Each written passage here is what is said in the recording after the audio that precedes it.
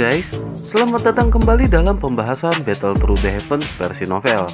Buat kalian yang nanya kapan upload, kita akan usahain upload rutin di jam 5 sore tiap harinya, kalau nggak ada halangan. Terima kasih untuk kalian yang selalu support Mimin. Kuy lah.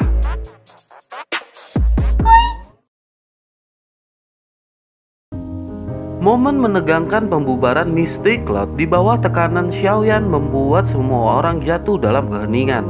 Yunyun dihadapkan pada dua pilihan, yakni bubar atau semua murid mati saat itu juga dengan pasukan kekaisaran yang siap menyerang. Akhirnya Yunyun yang lebih memikirkan nyawa dari semua anggotanya memilih untuk membubarkan Mystic Cloud sesuai permintaan Xiaoyan. Mereka diberi waktu selama 1 bulan untuk mengosongkan bukit awan berkabut yang telah berdiri sejak lama. Xiaoyan pun menghela nafas kemudian meminta Yaoye untuk menarik pasukan dan menyiapkan penjaga di sekitaran bukit. Selama 1 bulan penjagaan akan dilakukan untuk memastikan mereka semua benar-benar pergi dari Mystic Cloud. Hai Bodong dan yang lainnya juga melepas napas lega setelah semuanya berakhir. Xiaoyan segera melepas Douki dan seketika sayap hijau semakin menipis dengan keadaan Xiaoyan yang semakin lemah. Hai Bodong segera melesat ke samping Xiaoyan setelah melihat tubuhnya yang gontai dan kelelahan. Setelah melihat kondisi Xiaoyan, Hai Bodong berkata bahwa luka Xiaoyan sangat serius dan harus segera kembali untuk memulihkan diri.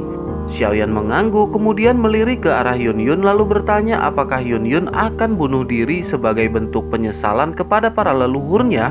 Xiaoyan segera melirik murid-murid Mystic Cloud di area terbuka lalu kembali melihat ke arah Yunyun. Seketika Yunyun terkejut dengan pertanyaan Xiaoyan dan mengetahui maksud dari pertanyaannya. Yunyun berkata bahwa ia takkan melakukan hal tersebut selama Xiaoyan tidak menyakiti murid-murid Mystic Cloud. Xiaoyan mengangguk kemudian berkata sebaiknya perkataan Yunyun benar. Jika tidak, Xiaoyan akan dengan mudah menemukan semua murid Mystic Cloud. Xiaoyan berniat membunuh semua murid Mystic Cloud jika Yunyun nekat melakukan bunuh diri sebagai bentuk penyesalan kepada leluhur Mystic Cloud. Meskipun ini semua adalah akibat perbuatan Yun San, namun semua kehancuran klan kuno ini terjadi pada masa kepemimpinannya. Setelah cukup mendengar semua perkataan Yunyun, akhirnya Xiaoyan menatap langit dan berterima kasih kepada semua orang yang ikut berpartisipasi dengan Xiaoyan. Mereka semua juga menangkupkan tangan melihat Xiaoyan yang menunjukkan sikap sopan setelah semuanya berakhir. Xiaoyan lanjut berkata ketika ia sembuh maka ia akan segera memberikan apa yang dijanjikan kepada 3 ketua dari Black Corner Region. Mereka semua tersenyum kemudian Lin Gu berkata untuk tak perlu terburu-buru dan yang penting adalah kesembuhan dari ketua Xiao. Tampaknya kali ini mereka benar-benar merasa hormat kepada Xiaoyan setelah semuanya terjadi. Jika di masa lalu mereka takut karena ada Medusa di samping Xiaoyan, kali ini mereka benar-benar merasa takut setelah melihat Xiaoyan yang berhasil mengalahkan seorang elit di tingkat Dozong. Hal itu sudah cukup bagi mereka untuk mengubur niat dalam-dalam jika ingin mencari permasalahan dengan Xiaoyan di masa depan. Akhirnya Xiaoyan pun segera pergi bersama Hai Bodong dan pasukan lainnya meninggalkan Mystic Cloud yang telah hancur. Di sisi lain, Yanran masih merasa sedih dan marah segera bertanya kepada Yunyun apakah yang harus mereka lakukan. Yunyun menarik nafas dan berkata apalagi yang dapat mereka lakukan selain mengikuti perintah dari Xiaoyan. Dengan berat hati Yunyun meminta Yanran untuk menyampaikan kepada murid Mystic Cloud agar segera meninggalkan bukit sebelum 1 bulan. Beri mereka uang yang cukup agar dapat menafkahi diri mereka masing-masing. Yanran mengangguk kemudian Yunyun sedikit merenung lalu melihat ke arah Xiaoyan yang telah pergi. Ia tak menyangka pemuda yang dulu lemah lembut sekarang telah menjadi pria yang sangat kuat sesuai dengan apa yang ia inginkan. Namun Yunyun lebih tak menyangka setelah lama tak bertemu dan menjadi kuat, orang yang pertama kali akan Xiaoyan sakiti adalah Yunyun. Kehancuran Mystic Cloud telah tersebar dalam waktu yang sangat cepat di Kekaisaran Jiama. Banyak orang yang membicarakan kehancuran sekte kuno setelah sekian lama menjadi faksi kuat di Jiama. Nama Xiaoyan tak lepas dari pembicaraan semua orang yang merasa tercengang. Seorang pemuda yang mampu mengalahkan seorang elit Dozong dengan kekuatannya sendiri.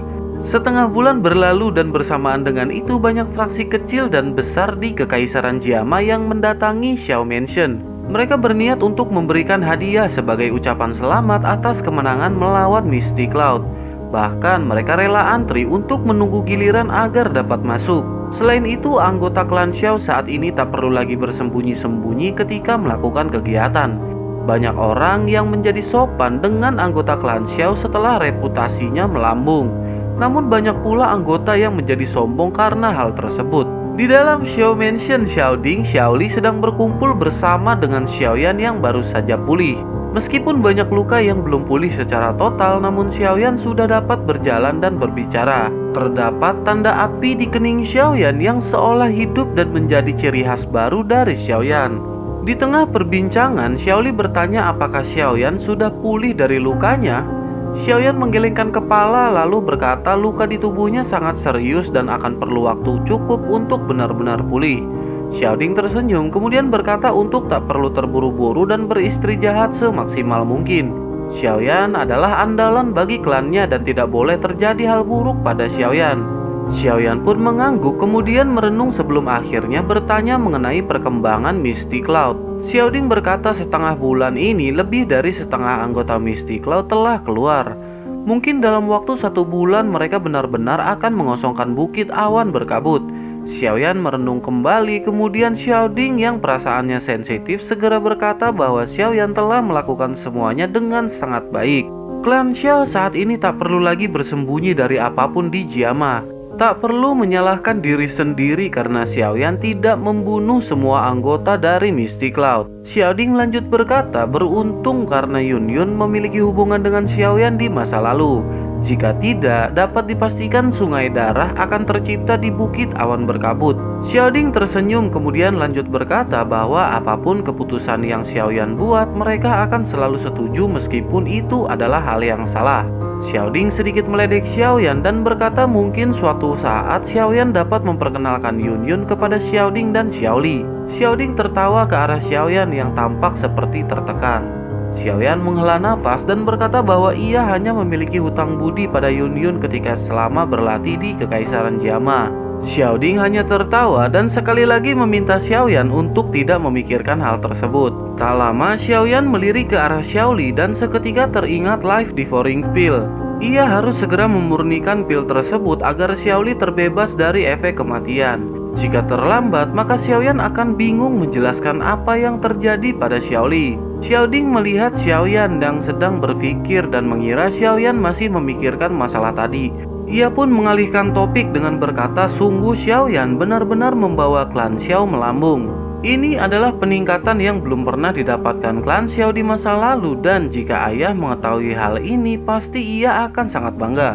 Xiaoyan tersenyum kemudian Xiaoding lanjut berkata di depan banyak sekali faksi yang berdatangan untuk memberikan hadiah. Mereka secara alami berniat untuk menjaga hubungan baik dengan klan Xiao. Sudah menjadi tradisi hal seperti itu terjadi namun tak disangka klan Xiao kali ini benar-benar mengalaminya. Xiaoding lanjut memberitahu Xiaoyan bahwa ia telah memanggil Hai Bodong untuk membicarakan masalah klan Xiao untuk kedepannya. Tak Dong lanjut berkata, sungguh tak terduga berkat pertempuran hidup dan mati saat itu sepertinya memberi efek tersebut. Hai Bodong menggelengkan kepala keheranan dan merasa iri dengan peningkatan Xiaoyan. Hai Bodong bercerita bahwa ia berhasil menembus penghalang teknik peningkatan tersebut. Namun semenjak pertempuran terakhir, Hai Bodong mulai mencari informasi tentang Hall of Soul. Sekte ini tampaknya salah satu sekte kuat yang ada di benua dengan kekuatan yang menakutkan. Sekte ini tak dapat dibandingkan dengan Misty Cloud yang akhirnya hanya dimanfaatkan oleh Hall of Soul. Sekte sekelas mistik datang ke Jiama untuk menyelamatkan Qinling dari tindakan Mocheng. Hai Bodong lanjut berkata mereka datang ke Jiama karena menyelamatkan Qinling. Jika tidak, maka tak akan ada ahli yang datang ke Jiama. Hal itu dikarenakan Jiama terletak di sebelah yang dapat menguasai wilayah barat laut.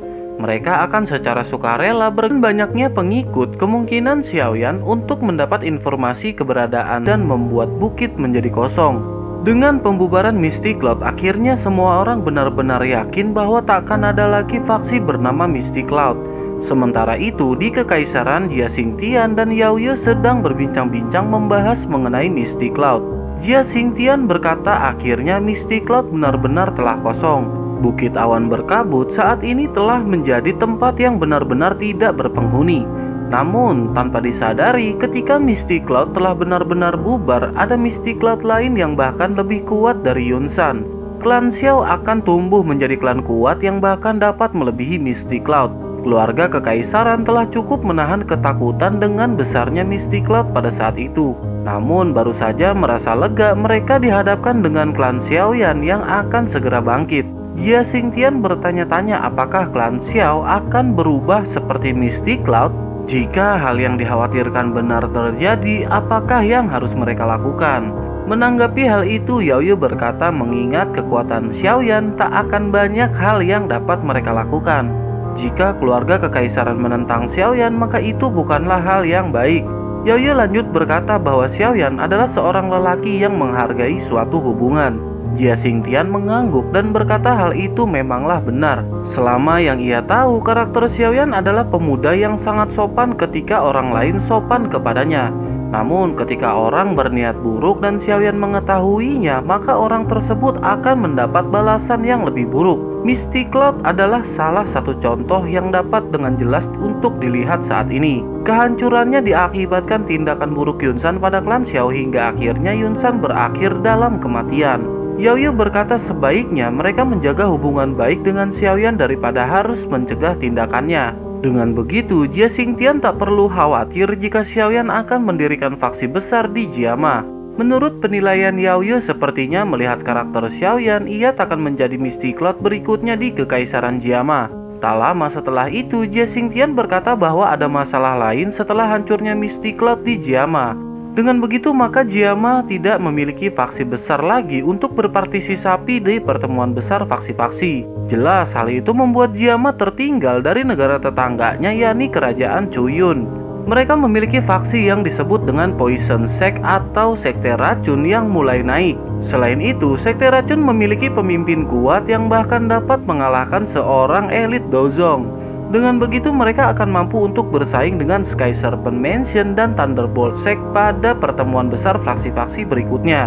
Melihat dari sisi ini, maka Jiama akan tenggelam dengan tidak adanya faksi di wilayah mereka. Jia Xingtian berkata pada Yao Ye, tampaknya kali ini mereka harus sekali lagi menggunakan bantuan Xiaoyan, membentuk faksi besar yang dapat bersaing dengan kekuatan di wilayah barat laut. Yao Ye tersenyum kemudian berkata bahwa kakek tak akan kecewa dengan Xiaoyan ketika ia membuat faksi. Jia Xingtian diam-diam memperhatikan keanehan di wajah Yao Ye lalu tanpa basa-basi bertanya apakah Yao Ye menyukai Xiaoyan.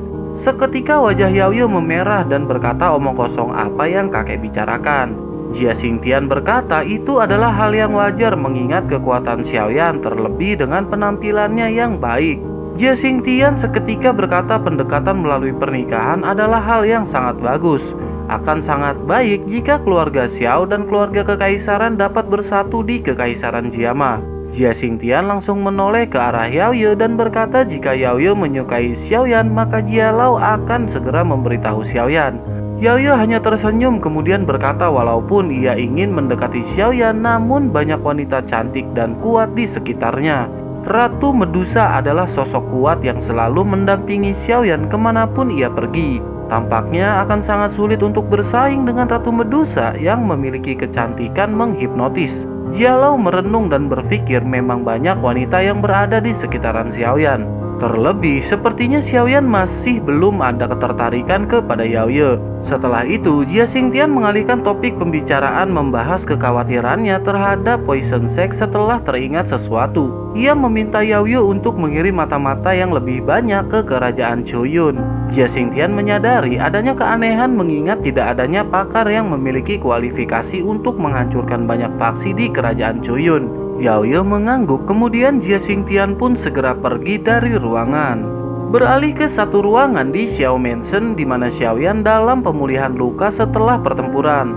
Setelah selesai, Xiaoyan merasa lukanya kemungkinan akan segera pulih total setelah beberapa hari. Tak lama, Xiaoyan merasakan kekuatannya telah meningkat dari yang sebelumnya. Ia mencoba mengeluarkan api hijau di tangannya dan seketika api putih di keningnya ikut memancarkan kehangatan. Xiaoyan segera menyadari semua perkataan Yao Lao dan sedikit merasakan ketenangan. Jika api putih masih ada, itu tandanya tidak terjadi hal buruk kepada Yao Lao. Setelah itu, Xiaoyan melirik cincin hitam tempat di mana biasa gurunya tinggal. Karena saat ini Xiaoyan memiliki api putih dalam tubuhnya, dengan begitu ia akan dapat memasuki ruang dalam cincin tersebut. Akhirnya, dengan kekuatan spiritual Xiaoyan, ia mencoba masuk ke dalam cincin tersebut. Xiaoyan terkejut karena cincin hitam ini memiliki daya tampung yang tidak dapat dibandingkan dengan cincin biru dari Han Feng. Xiaoyan segera menjelajahi seluruh ruang yang ada dan semakin terkejut. Ia menemukan beberapa gulungan yang terdiri dari metode Qi dan tingkat Do yang sangat langka.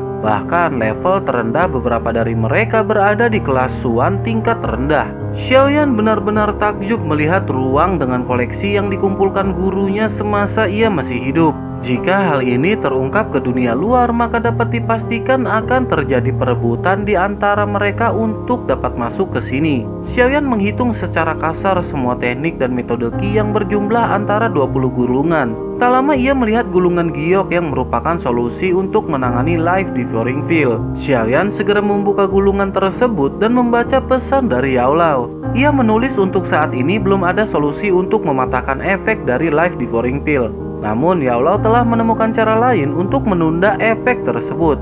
Karena Life Devouring Pill berkaitan dengan kehidupan yang digunakan sebagai transaksi, maka seharusnya hal itu dapat diatasi dengan jenis pil penambah kehidupan.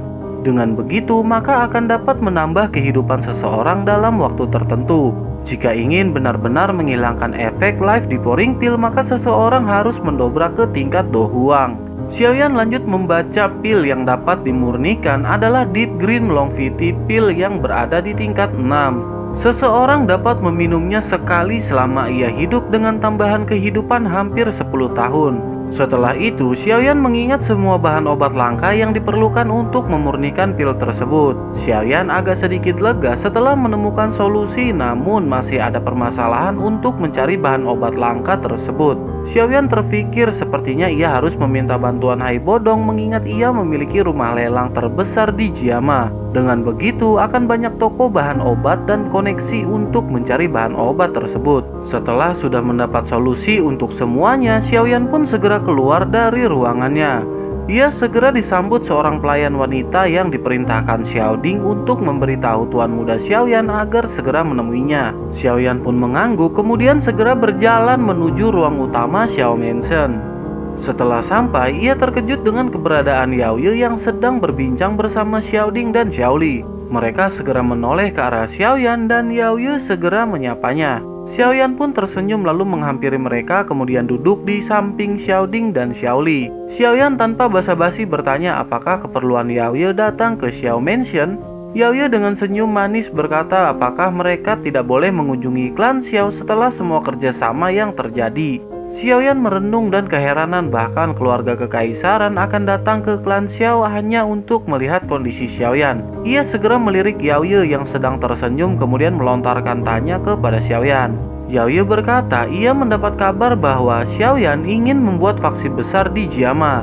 Ia lanjut memastikan apakah benar Xiaoyan akan melakukan hal tersebut. Xiaoyan langsung menjawab bahwa klan Xiao memiliki banyak musuh yang kuat dan dengan begitu maka sangat wajar jika ia membutuhkan faksi kuat untuk melindungi klan Xiao. Yao Ye tersenyum lalu berkata bahwa pihak kekaisaran tidak akan melarang niat dari Xiaoyan. Bahkan mereka akan membantu Xiaoyan agar menjadi faksi besar yang dapat bersaing di wilayah barat laut. Namun mereka memiliki sedikit kekhawatiran jika Xiaoyan akan membentuk faksi yang seperti Mystic Cloud. Xiaoyan menyipitkan matanya kemudian dengan tegas berkata bahwa pihak kekaisaran dapat mempercayai Xiaoyan karena ia bukanlah Yun San. Selama keluarga kekaisaran tidak diam-diam ikut campur, maka Xiaoyan akan selalu mengingat semua kebaikan yang telah diberikan. Yao Ye merasa lega setelah mendengar perkataan Xiaoyan lalu berkata bahwa ia sepenuhnya percaya dengan perkataan Xiaoyan. Mendengar hal itu, Xiaoyan berkata bahwa mengenai pendirian faksi ia akan memberitahu Yao Ye ketika saatnya tiba. Yao Ye tersenyum kemudian berdiri sambil berkata ia akan menunggu berita positif dari Xiaoyan secepat mungkin. Setelah itu, ia mengeluarkan beberapa kotak giok dari cincin penyimpanannya dan menaruh kotak di atas meja. Ia berkata bahwa ini adalah titipan dari kakek untuk Xiaoyan. Mengingat Xiaoyan adalah seorang alkemis, maka mungkin hal ini akan sangat berguna. Yaoye lanjut berkata, karena masih ada yang harus diurus di kekaisaran, maka sudah saatnya ia pamit pergi. Yaoye tersenyum kemudian berbalik pergi meninggalkan Xiaoyan dan yang lainnya. Xiaoyan segera membuka kotak obat yang diberikan Yaoye dan berkata sungguh pihak kekaisaran sangat baik kepadanya. Tampaknya keluarga kekaisaran tidak memiliki permasalahan dengan niat Xiaoyan untuk membuat faksi. Xiaoding tersenyum kemudian berkata sebaiknya Xiaoyan mulai mengumpulkan beberapa faksi besar yang ada di Jiama. Dengan begitu, faksi yang baru dibentuk akan berkembang dengan sangat pesat dan akan mudah melewati beberapa persyaratan yang merepotkan.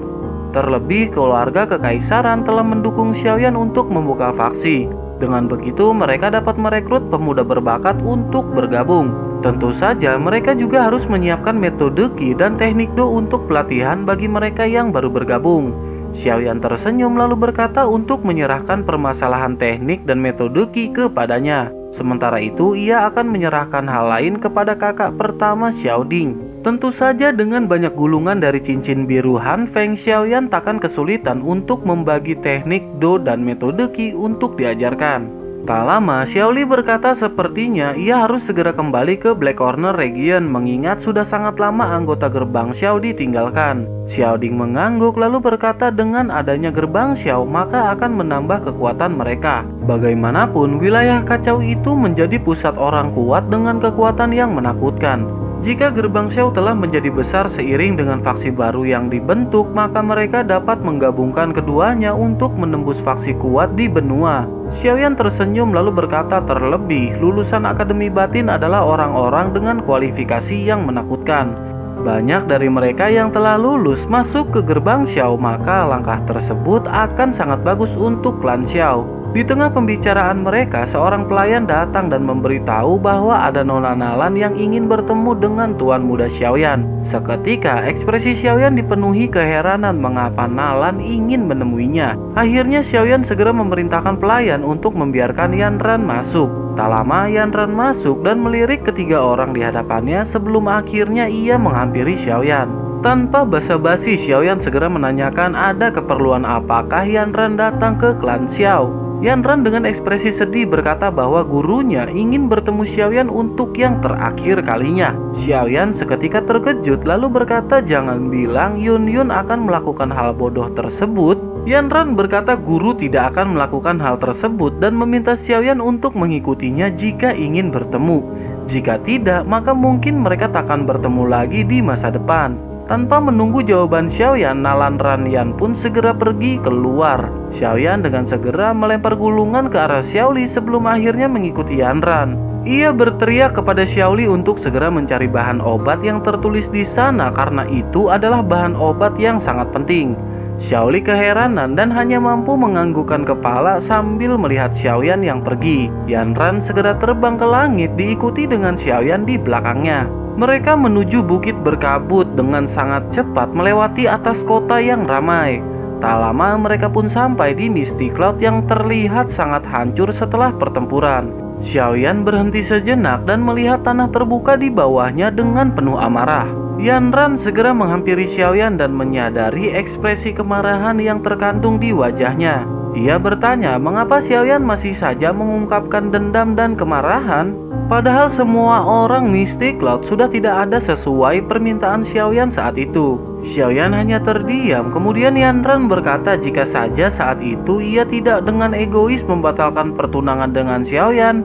Seketika Xiaoyan menghentikan perkataan Yan Ran karena semua itu telah selesai dalam waktu yang sangat lama. Yan Ran berkata bahwa ia hanya ingin mengungkapkan penyesalan atas perbuatannya saat itu. Xiaoyan berkata sangat disayangkan karena tidak ada obat untuk hal tersebut di dunia ini, kemudian meminta segera diantar ke tempat Yun Yun.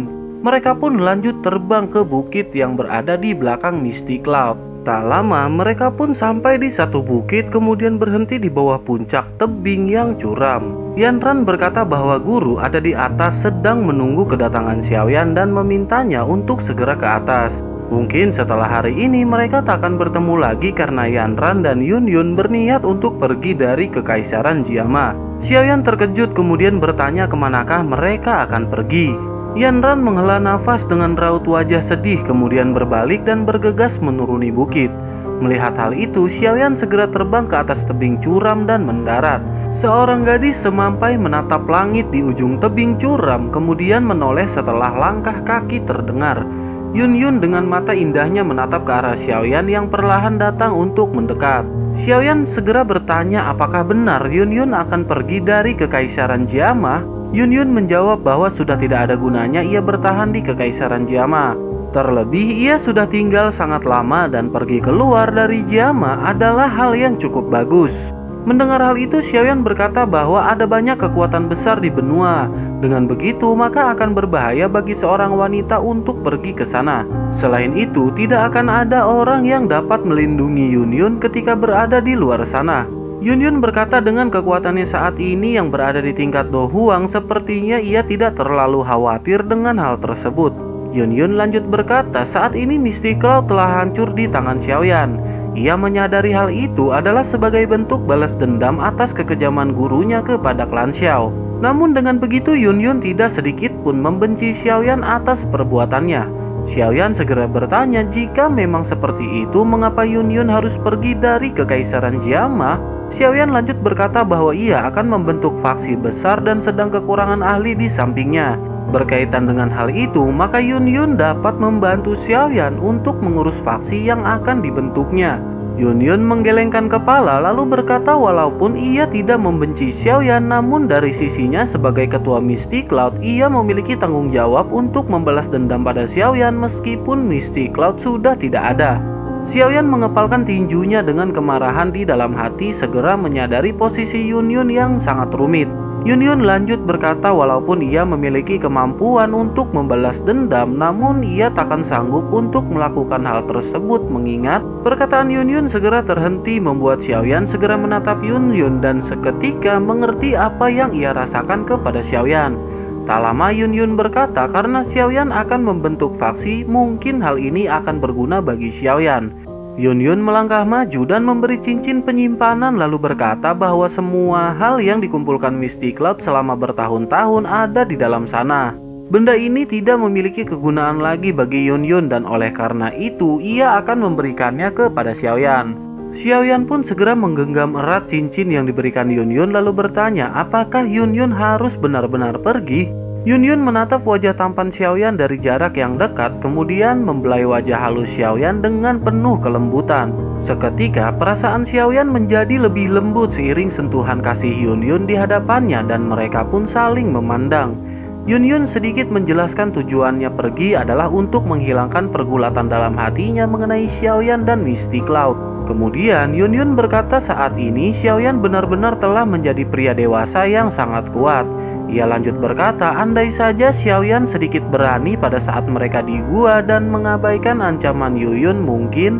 Kata-kata Yun kembali terhenti kemudian tersenyum menatap ke arah Xiaoyan. Seketika Xiaoyan merangkul pinggang indah Yun dan menekan tubuhnya mendekat. Yun sedikit melawan namun akhirnya pasrah di bawah tekanan Xiaoyan. Ia merasakan kehangatan yang telah lama hilang setelah kepergian Xiaoyan. Tak lama Yun mendorong rompi ke dada Xiaoyan dan berkata ia telah bersusah payah memperbaiki rompi tersebut. Mungkin ia akan kembali satu saat nanti setelah pergulatan dalam hatinya telah menghilang. Jika saatnya hari itu tiba, Yun berharap Xiaoyan masih mengenakan rompi darinya. Selain itu, mungkin Yun akan bersedia jika Xiaoyan masih membutuhkan orang untuk membantu di dalam faksinya. Xiaoyan tersenyum kemudian wajahnya semakin mendekat. Yun berkata karena ia akan pergi maka ia akan melakukan apa yang Xiaoyan inginkan untuk sekali ini saja. Yun berhenti berbicara dan perlahan mulutnya terbuka pasrah menerima serangan dari pihak lain. Dua orang saling berpelukan membuat orang lain yang melihat dipenuhi dengan api membara-bara. Yanran mengepalkan tangannya dengan penuh kepedihan di sisi lain bukit setelah melihat apa yang terjadi tepat di depan matanya.